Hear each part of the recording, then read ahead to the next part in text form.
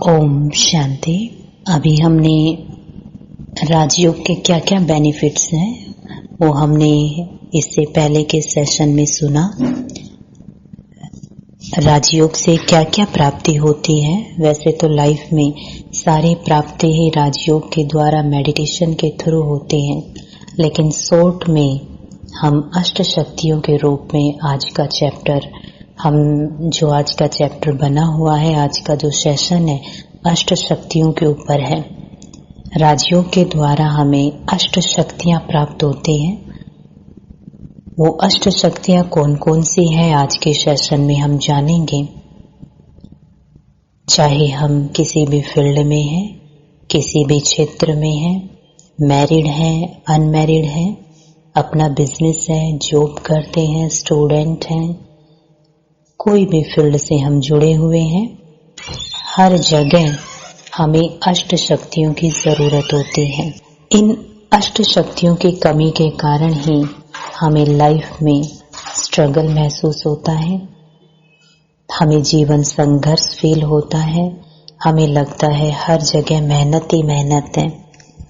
आप खुद ही रियलाइज कीजिए, किसी का शरीर ही वीक होगा तो क्या होगा। बार बार कमजोर शरीर के कारण जैसे मौसम चेंज होगा तुरंत उनके शरीर में कोई ना कोई बीमारी आ जाएगी और वो दोष देंगे मौसम को। जैसे मौसम चेंज होने का होगा वो डर जाएंगे, फिर मौसम चेंज हो रहा है, फिर हमें प्रॉब्लम हो जाएगी। तो उनको क्या लगेगा, मौसम चेंज होना ही मेरे लिए प्रॉब्लम है। लेकिन यदि वो अपने शरीर के इम्यूनिटी सिस्टम को ही इतना स्ट्रोंग कर लें तो फिर उन्हें मौसम का बदलाव उनके जीवन में एक आनंद का विषय बन जाएगा, ना कि जीवन में परेशानी का कारण। तो यहाँ हमारा मन कमजोर होता है, आत्मा कमजोर होती है, तो हमें ये जीवन संघर्ष से भरा हुआ लगता है। लेकिन जब आत्मा में ये 8 पावर्स आ जाती है, आत्मा स्ट्रोंग हो जाती है, इस जीवन रूपी यात्रा को आप एंजॉय करेंगे। आपने देखा होगा कई लोग समस्याओं से घिरे होते हुए भी मुस्कुरा रहे हैं, लाइफ को वो एंजॉय कर रहे हैं। हमें लगता है इतनी समस्या होते हुए वो कैसे मुस्कुरा रहे हैं, क्योंकि उनके अंदर समस्या को हैंडल करने की वो पावर है। उन्हें मालूम है ठीक है ये समस्या आई है, हम इसको देख लेंगे, कोई ना कोई इसका समाधान निकल आएगा। और कई ऐसी पर्सनैलिटी भी देखी होगी जिनकी लाइफ में सब कुछ नॉर्मल है, कभी थोड़ा बहुत कोई परिस्थिति आ जाती है, कोई ऐसी सिचुएशन आ जाती है, वही उनको बहुत बड़ा इशू लगता है। छोटी छोटी बातों में भी वो मुस्कुरा नहीं सकते। और कुछ ऐसी पर्सनैलिटी है जो बड़ी बड़ी बातों में भी वो सदा ही मुस्कुराते हुए रहते हैं। तो आप चूज करें आपको कौन सी पर्सनैलिटी बनना है। 1 मिनट साइलेंस होकर के अपना वो पिक्चर बनाए, अपना वो स्वरूप देखें कि मुझको कैसी पर्सनैलिटी बनना है। एक हर्षित मुख, मुस्कुराता हुआ, स्माइल करता हुआ फेस, चारों तरफ से परिस्थिति रूपी तूफानों से घिरे हुए हैं, फिर भी चेहरे पर स्माइल है। या दूसरी पर्सनैलिटी, लाइफ में सब कुछ नॉर्मल है, कोई चैलेंज नहीं, कोई ऐसी बड़ी सिचुएशन नहीं, फिर भी उनका मूड ऑफ है, उदास है। कौन सा पिक्चर आपको अपना पसंद है, अपने बुद्धि रूपी कैमरे से अपनी वो पिक्चर, वो तस्वीर आप देखें। ओके, आई होप कि आप सभी ने अपना मुस्कुराता हुआ चेहरा देखा होगा, स्माइलिंग फेस आपके सामने आ रहा है कि हमें ऐसा बनना है। अब ऐसा बनने के लिए ये 8 पावर्स का होना बहुत बहुत जरूरी है। ये 8 पावर्स हमारे अंदर मेडिटेशन के थ्रू इमर्ज होती हैं। लेकिन अभी वो कौन कौन सी 8 पावर्स हैं उसके बारे में अभी हम जानेंगे। तो आपको स्क्रीन पे ये पिक्चर दिखाई दे रही है। आप सभी अच्छे से देख पा रहे होंगे। सबसे पहले जो ये पिक्चर है आप देख रहे हैं, एक आम का पेड़ है। अपने आप को वहां खड़ा हुआ देखें आप, वो एक पिक्चर है, ऐसा नहीं। एक आम का पेड़ है, उसे एक बच्चा पत्थर मार रहा है। आम का पेड़ उसे क्या दे रहा है? देखिए, प्रकृति से भी कितना सीखने को मिलता है। प्रकृति सदा ही हमें देती रहती है। कितना सहन शक्ति है प्रकृति के अंदर। जबकि मनुष्य कहा जाता है कि संसार का सबसे श्रेष्ठ प्राणी है, तो मनुष्य के अंदर कितनी ना सहन शक्ति होनी चाहिए। इस बच्चे ने पत्थर मारा, लेकिन आम का पेड़ उसे मीठा स्वादिष्ट फल दे रहा है। जिसके पास जो होता है वो वही देता है, ये बात हम ध्यान रखें। जिसके पास जो होता है वो वही देता है। आम के पेड़ के पास फल है, उसने उसको फल प्रदान किया। यदि हमारे अंदर सहन शक्ति होगी तो कोई कितना भी हमारे साथ गलत व्यवहार करे, फिर भी हम उसके साथ अच्छा ही व्यवहार करेंगे। हम उसे कुछ ना कुछ पॉजिटिव ही देंगे अपनी तरफ से। सहन करना भी दो प्रकार का है। एक तो है कोई आपको टॉर्चर करता जा रहा है, आपकी मजबूरी है, वो आपसे पावरफुल है, ऊंची पोजीशन पर वो बैठे हुए हैं, या एज में वो हमसे बड़े हैं, वो स्ट्रोंग है, हम वीक पर्सनालिटी हैं, डरते हैं, इस कारण हम कोई उल्टा रिएक्ट नहीं कर रहे, लेकिन मन में बहुत चल रहा है उनके प्रति उल्टा सुल्टा, और फिर हम कहते हैं कि हम बहुत सहन कर रहे हैं। वो सहन करना कहीं ना कहीं बहुत हमें दर्द देता है। अंदर ही अंदर वो नेगेटिव वाइब्रेशन बनती रहती है, जिससे हम घुटन का अनुभव करते रहते हैं, और वो कभी भी किसी भी समय विस्फोट का रूप ले सकती है। ऐसा सहन करना शरीर में कई प्रकार की बीमारियां पैदा कर देता है। दूसरा जो सहन करना होता है कि सामने वाला आपको कुछ बोल रहा है, आपको लगता है कि वो बात काम की नहीं है, वो ईर्ष्या के कारण ऐसा आपके साथ व्यवहार कर रहा है, आप उसे इग्नोर करोगे, उन बातों को महत्व नहीं दोगे कि ये बात कोई काम की नहीं है। उन बातों के बारे में आप चिंतन ही नहीं करेंगे, सोचेंगे ही नहीं, आप फिर भी उन्हें पॉजिटिव देंगे कि भगवान इनको सद्बुद्धि दो, इनको इतनी समझ नहीं है, और आप अपनी मस्ती में मस्त रहेंगे। जहाँ स्ट्रोंग डिसीजन लेना है वहां आप स्ट्रोंग डिसीजन भी लेंगे। कई बार देखा है, कई किसी को ज्यादा ही टॉर्चर करते हैं, परेशान करते हैं, तो आपको जो स्टेप लेना होगा वो आप लेंगे भी, लेकिन उनके प्रति कोई नेगेटिव भाव नहीं रखेंगे। अब मान लीजिए हमारे मकान के सामने हमारी गाड़ी पार्क करने की जगह है, और वहां पर कोई दूसरा हमारा पड़ोसी आकर के अपनी गाड़ी पार्क करता है, और हम बार बार उनको समझा रहे हैं, फिर भी वो नहीं समझते हैं, फिर वहीं पर वो खड़े करते हैं अपनी गाड़ी, तो आपको कोई स्ट्रोंग एक्शन लेना होगा।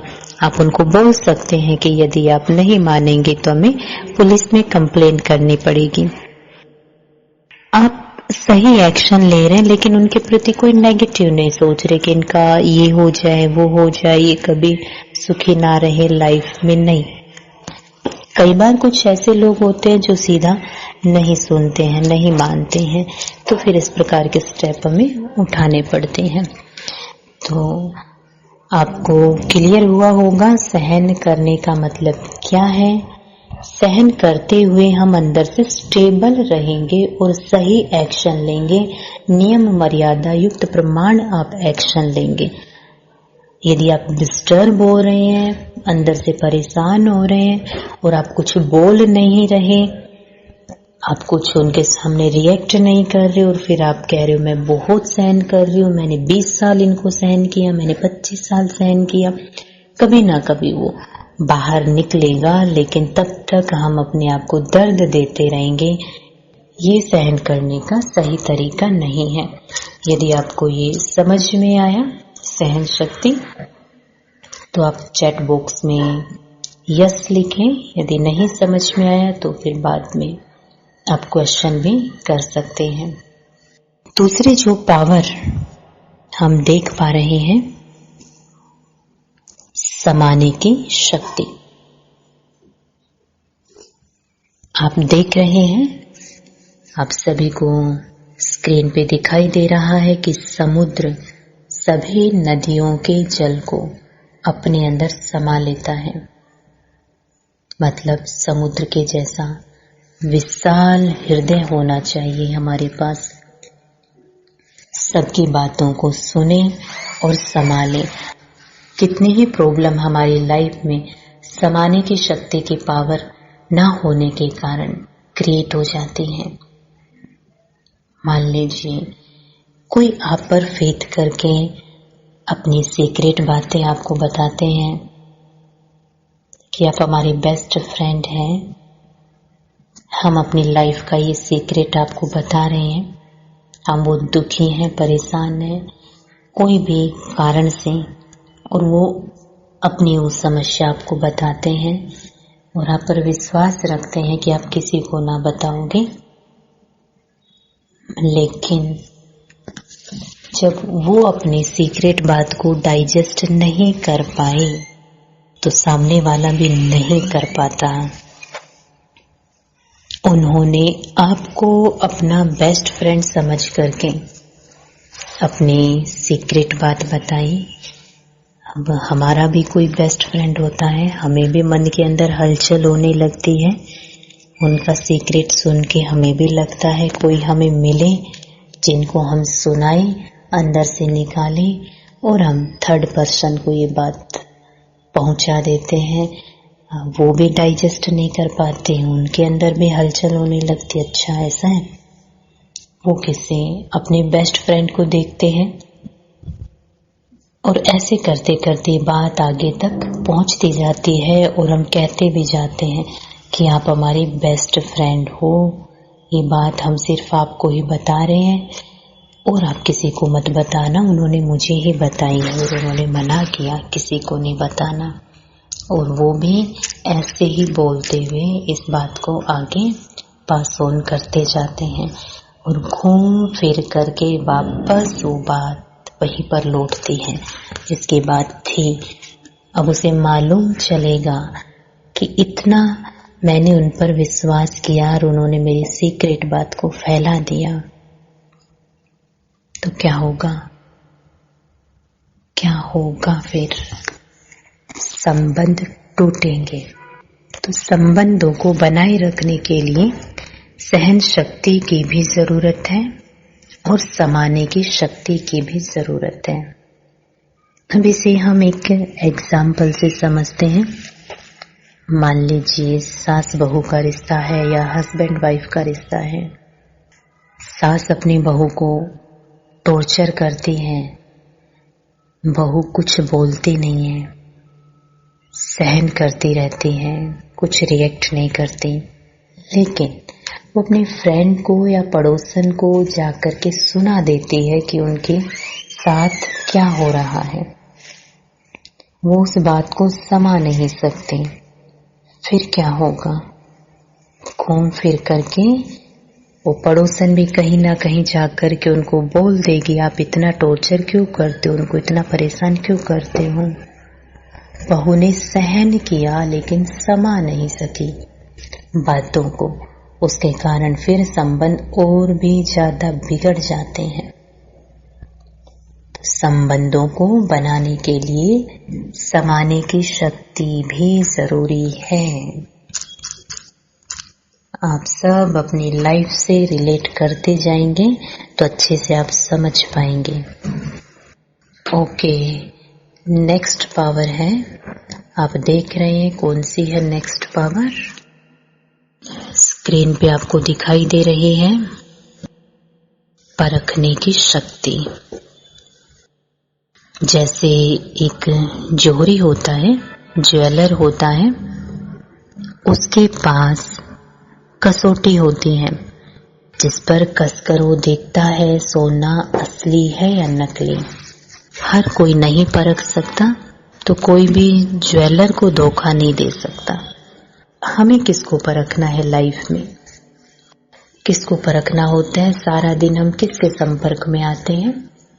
लोगों के संपर्क में आना होता है, चाहे घर में है चाहे वर्क प्लेस पर है, कोई नया रिलेशन किसी से जोड़ना होता है, तो हमें इंसान को परखने की जरूरत होती है।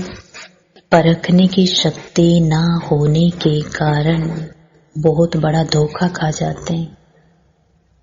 कई बार ऐसा लाइफ पार्टनर चुन लेते हैं, बाद में पता चलता है, एक बार तो हम प्रभावित हो जाते हैं कि बहुत अच्छे हैं, बहुत अच्छे, हमें तो यही चाहिए यही चाहिए, और थोड़े समय के बाद उनके जो छिपे हुए संस्कार है वो सामने आने लगते हैं। फिर हम क्या कहते हैं, अरे हमने तो इनको पहचाना ही नहीं, अच्छा ये ऐसे हैं, अब पता चला, लेकिन तब तक बहुत देर हो चुके होते हैं। तो परखने की शक्ति की कमी के कारण भी लाइफ में बहुत ज्यादा डिस्टरबेंस आ जाता है। और मेडिटेशन करने से थ्रू राजयोगा हमारी इनर पावर सारी बढ़ती है, इससे लाइफ बहुत इजी हो जाती है। समझ में आया आपको परखने की पावर क्या होती है? समझ में आया तो आप चैट बॉक्स में यस लिखकर भेजें, यदि नहीं तो फिर बाद में क्वेश्चन आंसर होगा तो उसमें आप क्वेश्चन कर सकते हैं। ओके, एक बार रिपीट करें। अभी तक हमने 3 पावर के बारे में जाना। पहली है सहन करने की शक्ति, दूसरी है समाने की शक्ति, तीसरी है परखने की शक्ति। अब नेक्स्ट है डिसीजन पावर, निर्णय लेने की शक्ति। डेली लाइफ में छोटे बड़े हमें डिसीजन लेने ही पड़ते हैं। कई बार कई इतने बड़े डिसीजन होते हैं जो हमारी पूरी लाइफ को इफेक्ट करते हैं। यदि सही डिसीजन नहीं लेते तो जिंदगी भर पश्चाताप करना पड़ता है। चाहे वो बच्चों का कैरियर चूज करने का डिसीजन हो, कहीं पर प्रॉपर्टी लेने का डिसीजन हो, किसी से संबंध बनाने का डिसीजन हो, कुछ ऐसे बड़े डिसीजन होते हैं जो हमारी पूरी लाइफ को प्रभावित करते हैं। कुछ छोटे छोटे डिसीजन है, आज ये खाना है या नहीं खाना, उनसे मिलना है या नहीं मिलना, मार्केट जाना है या नहीं जाना, घर के लिए ये खरीदना है या नहीं खरीदना। डिसीजन कई बार गलत होता है तो फिर चेंज भी नहीं कर पाते और वो फिर हमारी पूरी लाइफ को प्रभावित करता है। थ्रू राजयोगा मेडिटेशन हमारी ये डिसीजन पावर स्ट्रोंग होती है। हम सही समय पर सही डिसीजन लेते हैं, क्योंकि कहा जाता है शांत मन सबसे बड़ी दौलत है। और जब हमारा मन शांत होता है तो हमेशा सही डिसीजन लेते हैं। आप यदि 5 विकारों के वशीभूत है, काम क्रोध लोभ मोह अहंकार, इन 5 विकारों के वशीभूत होने से बुद्धि हमारी भ्रमित होती है और भ्रमित बुद्धि कभी भी सही डिसीजन नहीं लेती।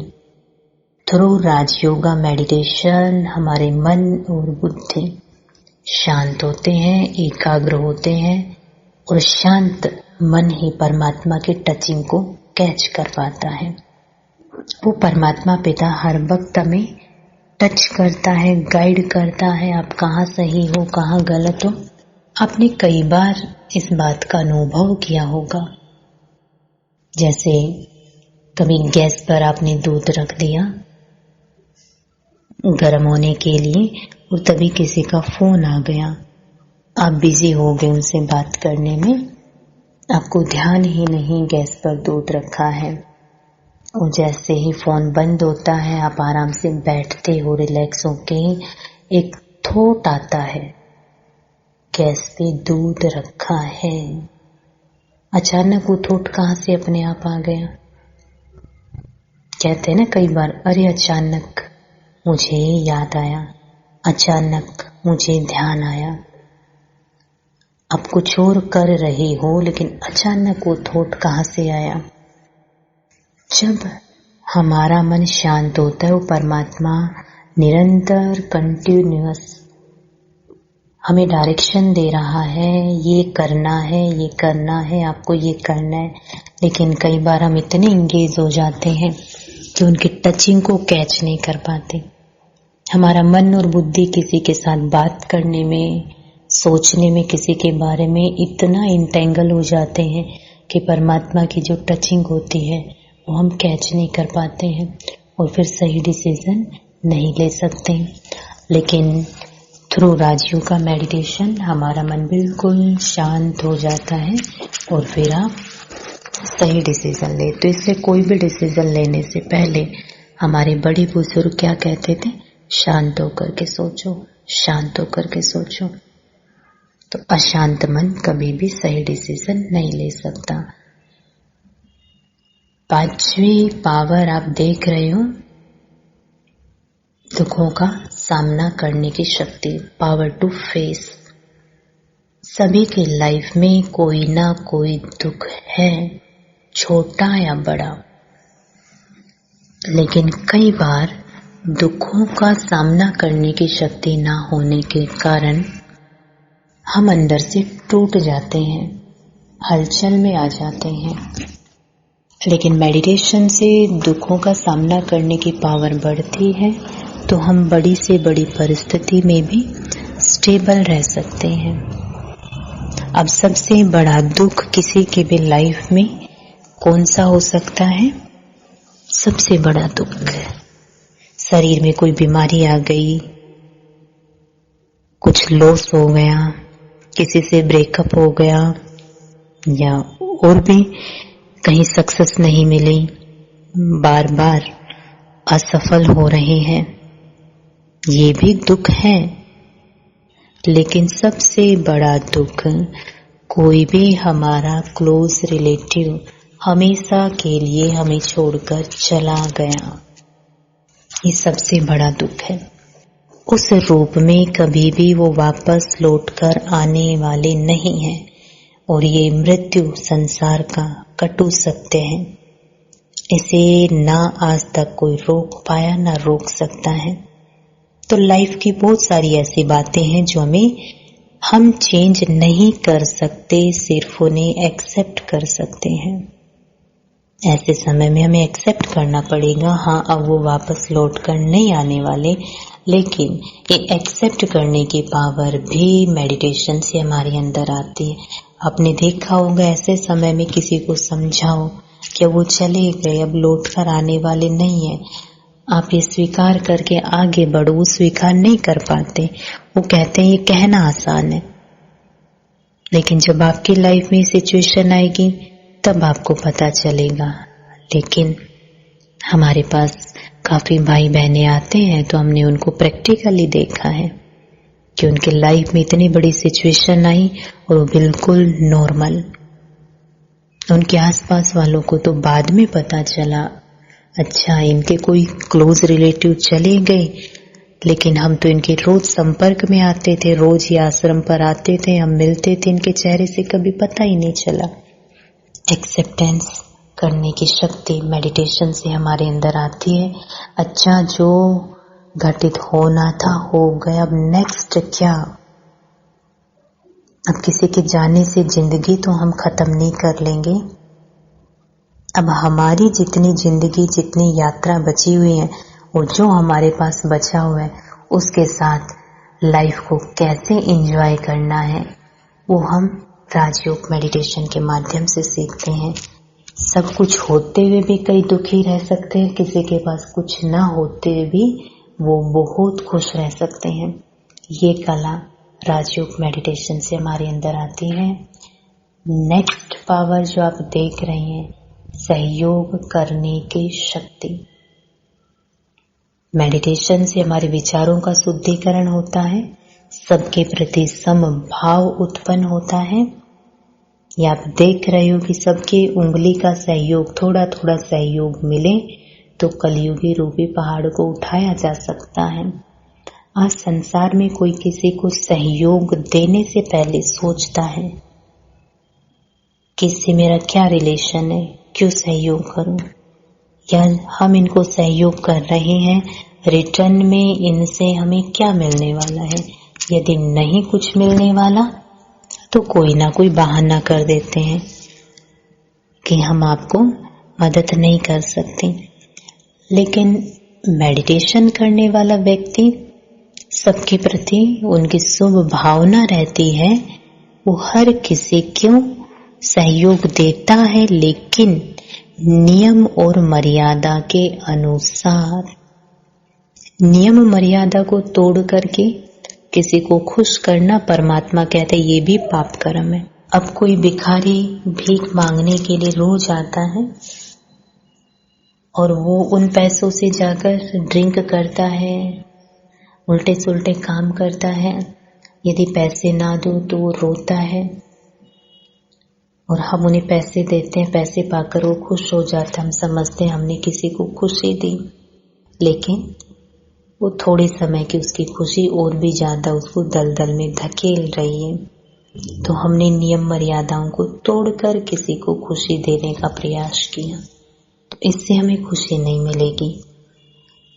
लेकिन एक आध्यात्मिक व्यक्ति नियम मर्यादाओं में बंद करके सबको सहयोग देता है, अपने पराई के भाव से ऊपर उठ करके। नेक्स्ट पावर आप देख रहे हो, विस्तार को संकीर्ण करने की शक्ति, पावर टू विड्रॉ, बड़ी बात को छोटा करने की शक्ति। आपने देखा होगा कईयों का नेचर कैसा होता है, छोटी छोटी बात को बहुत बड़ा कर देते हैं। लड़ाई का कारण छोटी छोटी बातें होती है, छोटी छोटी बातों को बहुत बड़ा इश्यू बना देते हैं वो। लेकिन एक मेडिटेशन करने वाले व्यक्ति के अंदर ये पावर आ जाती है, वो बड़ी से बड़ी बात को भी छोटा और छोटी बात को तुरंत खत्म कर देते हैं।